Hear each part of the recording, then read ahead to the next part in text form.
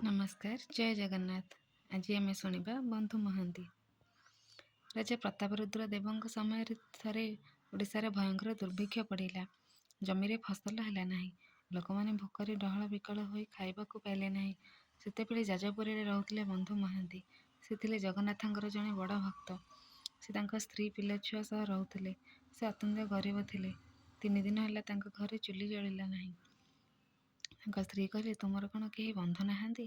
ଆମେ ଯାଇ କିଛି ଦିନ ସେଠାରେ ରହିଲେ ପିଲାମାନେ ତ୍ରାହି ପାଇଯାଆନ୍ତି। ସେତେବେଳେ ବନ୍ଧୁ ମହାନ୍ତି କହିଲେ, ମୋର ଜଣେ ବନ୍ଧୁ ଅଛନ୍ତି। ସେ ଜଗନ୍ନାଥ ପୁରୀରେ ରୁହନ୍ତି, ବହୁତ ଦୂର। ତାଙ୍କ ସ୍ତ୍ରୀ କହିଲେ, ଯେତେ ଦୂର ହେଉ ଆମେ ଯିବା। ଓ ସେମାନେ ପୁରୀ ବାହାରିଲେ। 5 ଦିନ ପରେ ପହଞ୍ଚିଲେ।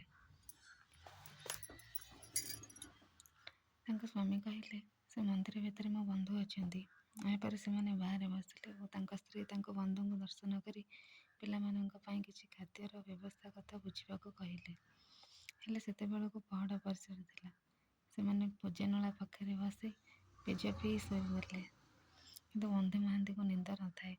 ସେତେବେଳେ ଶବ୍ଦ ଶୁଭିଲା, ବନ୍ଧୁ, ଏ ବନ୍ଧୁ, କ'ଣ ଶୋଇଗଲ କି? ଦେଖିଲା ବେଳକୁ ଜଣେ ବ୍ରାହ୍ମଣ ହାତରେ ସୁବର୍ଣ୍ଣ ଥାଳି ଧରି ଥିଲେ। ସେଥିରେ ବିଭିନ୍ନ ଖାଦ୍ୟ ଥିଲା। ଏହାପରେ ସେ ଅନ୍ତର୍ଦ୍ଧାନ ହୋଇଗଲେ। ଏହାପରେ ସେ ସ୍ତ୍ରୀ ପିଲାମାନଙ୍କୁ ଉଠାଇ ଖାଇବାକୁ ଦେଲା ଓ ପରେ ଥାଳି ଧୋଇ ଦେବାକୁ ଗଲା। କାହାରିକୁ ନ ପାଇ ସେ ମୁଣ୍ଡ ପାଖରେ ଥାଳି ରଖି ଶୋଇ ପଡ଼ିଲା। କହିଲା, ସକାଳେ ଯାଇ ଦେଇ ଆସିବି। ସକାଳୁ ସେବାୟତମାନେ ରାତିରେ ଭୋକ ଲାଗିଥିବା ସୁବର୍ଣ୍ଣ ଥାଳି ନ ପାଇବାରୁ ରାଜାଙ୍କୁ କହିଲେ ଓ ଖୋଜାଖୋଜି ପରେ ଦେଖିଲେ ପେଜନଳା ପାଖରେ ଶୋଇଥିବା ଜଣେ ଲୋକ ପାଖରେ ଥାଳି ଅଛି।